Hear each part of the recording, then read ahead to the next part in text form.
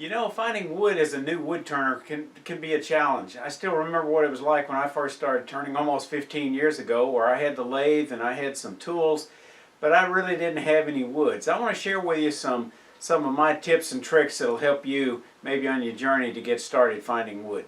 First, let me clear up just a couple of important points about wood. First of all, wood does not have to be dry for you to be able to turn it.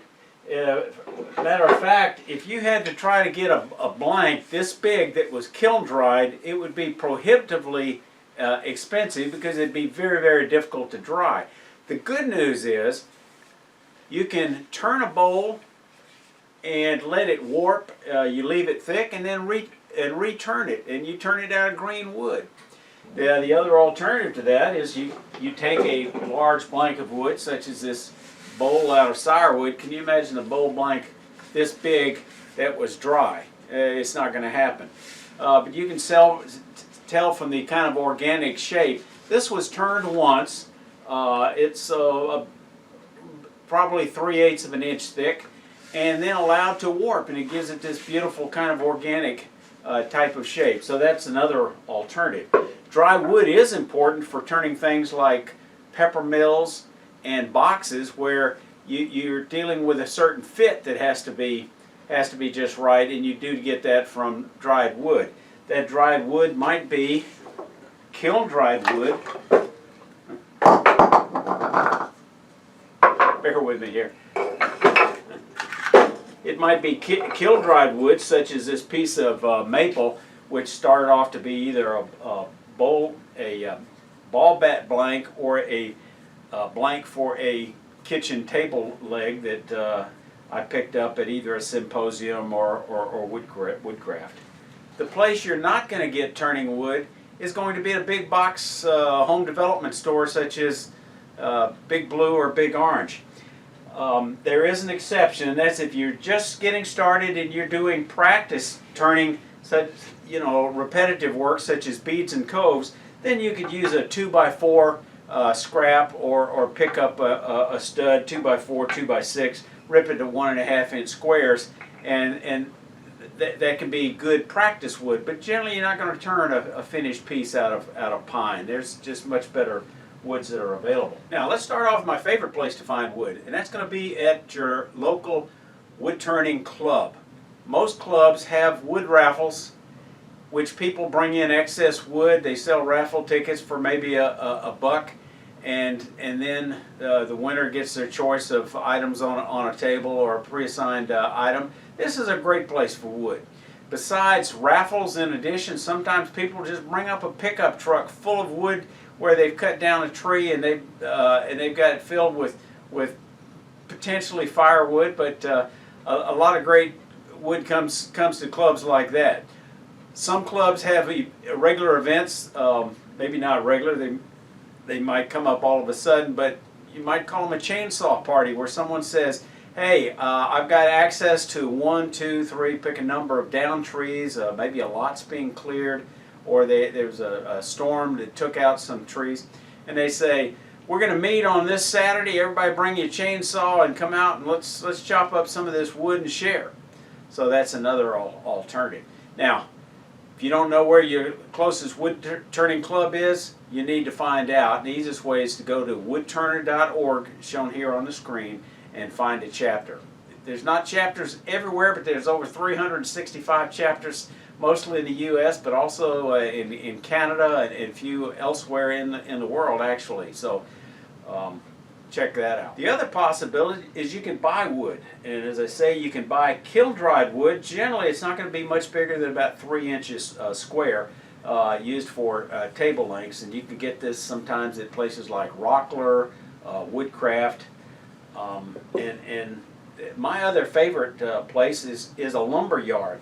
That's especially true of dimensional lumber like this. It comes in different species, but my local lumber yard sells poplar. They typically carry cherry, maple, red oak, sometimes sapelli, and it's in 8/4. So when it's finished and dressed, it may be about 1 3/4, maybe shy of 1 7/8 inch thick, which is great for small plates and rip it off into handle size pieces of stock, and for birdhouses and ornaments, any number of things. So that's another option.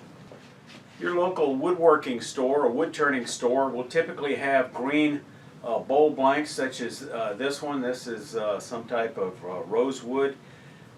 They're usually cut round. They're usually sealed in wax, and they're green. So you got to treat them as green. But that's certainly a possibility.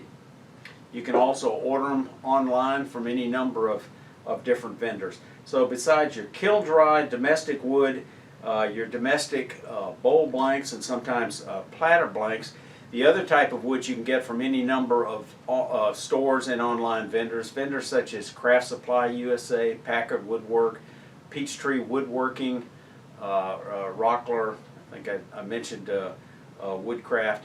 You can get what I call uranium enriched wood. That's an exotic wood, something from outside the U.S. It might be from Mexico, Central or South America, it might be from Africa, and it could be anything from like this African blackwood clarinet blank.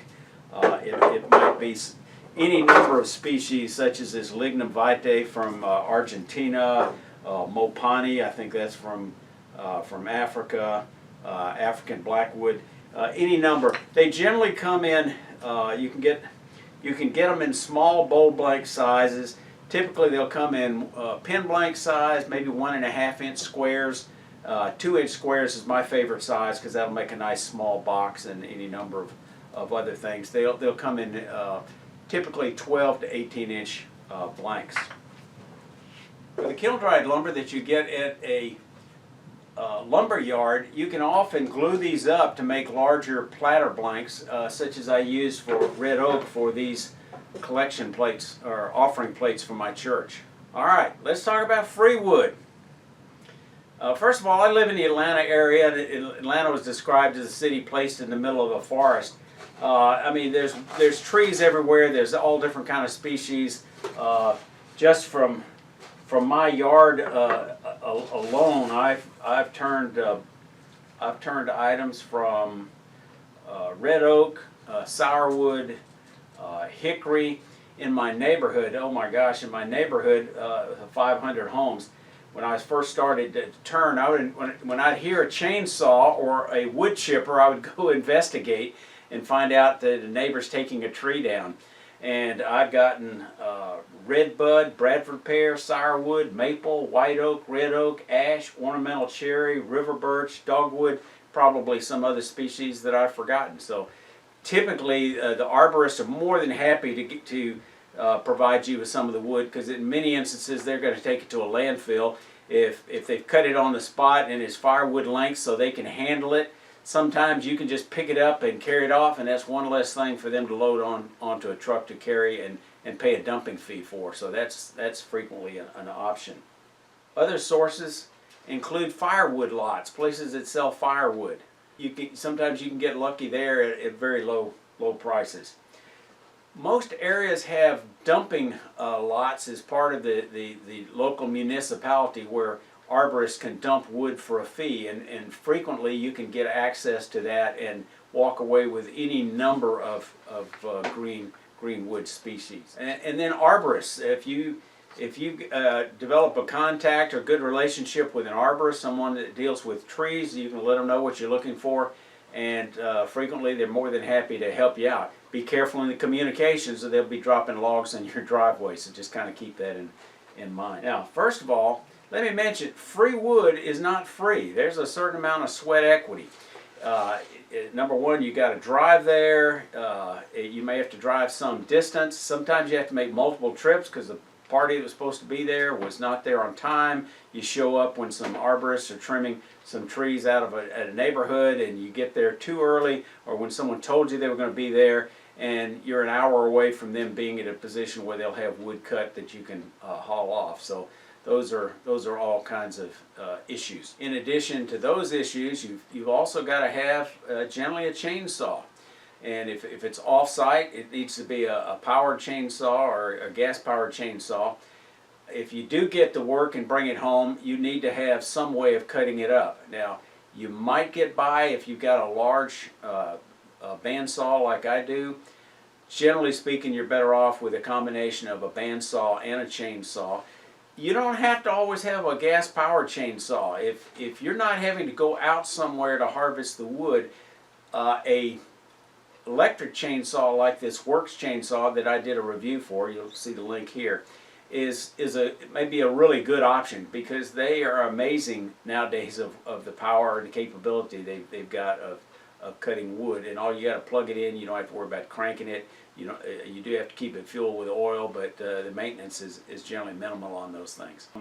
I was helping a widow price some of her deceased husband's tools, and as I was getting ready to leave, she said, "Well, what about some of this wood? Don't you want to take this with you?" And she had these. He had these very large cuts of mahogany that are great bowl and platter blanks. So you never can tell what you're going to run into.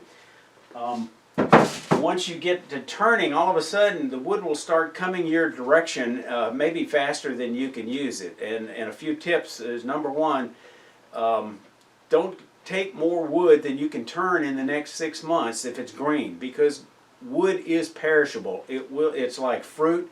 It will crack. Might be a subject for a longer video later, but number one, you need to keep it covered with a tarp. You need to get it off the ground, preferably in the shade. Keep it in as long a form as possible. A log is ideal, but then most of us don't have the capability of dealing with moving a log around because we don't have a forklift or a bobcat to be able to move that, and you might not have someone that's able to do that for you. Okay, let me share a few tips with you. Here in the Atlanta area, it might be different in other areas where wood is more scarce. Such we went on a recent trip with my wife out west, South Dakota, Wyoming, Montana, and some of those areas just don't have the trees that we have here. And where they have trees, they may be very limited in the type of species, such as aspen or maybe some evergreens, but they don't have the access to the wide variety of plentiful hardwoods that we have here in the Atlanta area. But otherwise, around here, wood tends to be free. So my tip is, don't ever offer to cut anyone's tree down. Number one, it's dangerous. You may not have the skill set. It's an awful lot of work. And in my area, the alternatives are there's so much free wood available for the taking. I put a notice up in my neighborhood's social media. It was a Yahoo group. I'm kind of dating myself. Back in the day, but nowadays it might be Nextdoor or it might be Facebook or something. And I put a notice out there that I was looking for somebody that might be taking down a Bradford pear tree. I got an immediate response, drove over there. The tree had already been chopped up. It was on the ground. They were going to have to get rid of it, and I got to haul off almost all of it. Don't get yourself in a situation where you feel like that they're expecting you to trim off all the branches and haul away off all that brush somewhere, because that's, let me tell you, that can be a lot of work. Some people have unrealistic expectations and might even expect you to pay for the tree. Around here, that's just not necessary. With an exception, maybe if it's a really unusual piece of wood or burls that have special value to them. Here's an example of a burl I found in the firewood stack at my church near the fire pit, and I was able to turn a nice little bowl and a couple of boxes out of this little cherry burl. A little bit about free wood etiquette. First of all, if you see wood on somebody else's property that's stacked up, might look like firewood, don't feel free to pick it up. Always ask first. They may have promised it to somebody. Somebody might be coming by to pick it up for firewood. Or their expectation is they're selling it for firewood and they haven't put a sign out there yet, so always check. It never hurts to take a small wood turning with you to pay it forward, to show them, you know, you're a wood turner, these are the kind of things you make, and give them something, or promise to bring them back, or surprise them with a wood turning from that wood that they might make available to you. When you do pick up wood, neighborhood wood has a tendency to have metal in it. It could be like this. I did a video on this called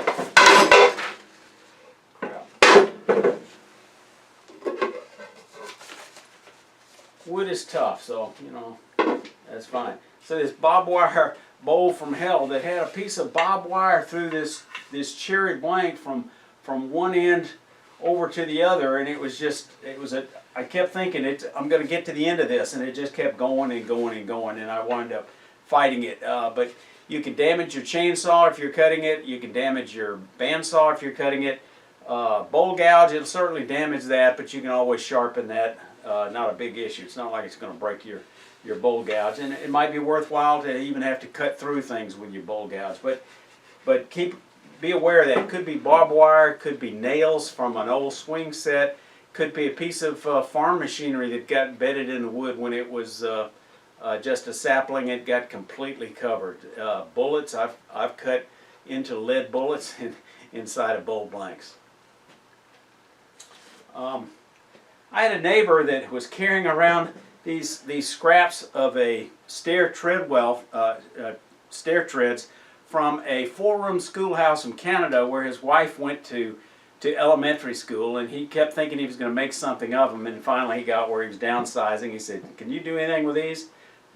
And I said, "Sure." And I wound up turning several nice platters of it. I thought it was cherry, but after I got to really looking at it and turning it, it is a fairly hard evergreen species. I don't know whether it's fir or spruce or what have you, but it turns out very well, and it took some texturing well. Wood doesn't have to always be large. A piece like this, I made a video out of podlets from this piece of wood. You can use it for natural edge bowls and make a nice sized bowl out of a smaller piece. You can use it for practice. Green wood is just, even with bark on it, great practice scraps to practice your cuts, your technique as you're just beginning to learn. Sometimes you'll find wood that can be repurposed. I got a lot of nice big pieces of maple that were from a couple of door frames at a commercial building that someone gave me. I had an old baby bed for my grandkids that you couldn't sell because of the change in safety requirements, and I've been able to cut it up and use parts of that bed. So there's all types of wood that can be repurposed. You never know where wood's going to come from. I helped a lady cut out a pine wood derby racer for her son in Cub Scouts, and some weeks later she shows up with her boyfriend in a pickup truck and had some very, very nice pieces of a cherry tree, an ornamental cherry that they had cut down, and she said, "Can you use this?" And it was like very much appreciative because I certainly could. I told this story in an earlier video, but I was driving back from church one day, and I see this piece of freshly cut log on the side of the road in a not on anybody's property, and it was just dumped. And I went over and checked it out, and it was a nice piece of ash, and unfortunately I couldn't get it inside of my small car, and I had to go back and get my chainsaw and cobble together a little sawbuck out of 2x4s to put it on to safely cut it. Symposiums are a great place to get all types of wood. It could be cut blanks, it could be round pieces of wood, it might be exotic woods. One of my favorite exotic wood vendors is Big Monk Lumber, that's been very faithful to coming to all the symposiums we have, which are weekend turning events where you have a trade show and you have all weekend long you have demonstrators. They'll have a trade show with different vendors, and Pete's been real good about always coming, and I always find some nice exotic wood from Big Monk Lumber. Now let me share with you a real important tip when you start harvesting blanks for bowls. You got this blank, that's the end of a log. Now we know the cracking starts at the pith, so you're going to cut away an area out of the middle, and this could be a bowl blank on this side, this could be a large bowl blank on this side. The pith, we're going to cut that away and throw that away. But you've got, here on this side, you've got quarter sawn areas that make perfect spindle stock. So what I want you to do is cut out that center section and then turn those, cut away those spindle blanks and get you at least 4 nice spindle blanks. And when you put those away, you know, you want to keep them 12 to 16 inches long. Put those aside, and they'll be dry probably in about a year or so. You could make tool handles. You can make legs for stools. You can make boxes. All types of spindle projects. Cut them larger, and then you can use them for pepper mill blanks. But I'm getting too much of this, and I'm going to more of this in my garage. So, you know, I need to start turning more and make fewer videos, I guess. What are your thoughts? So, y'all stay safe. Come on back here.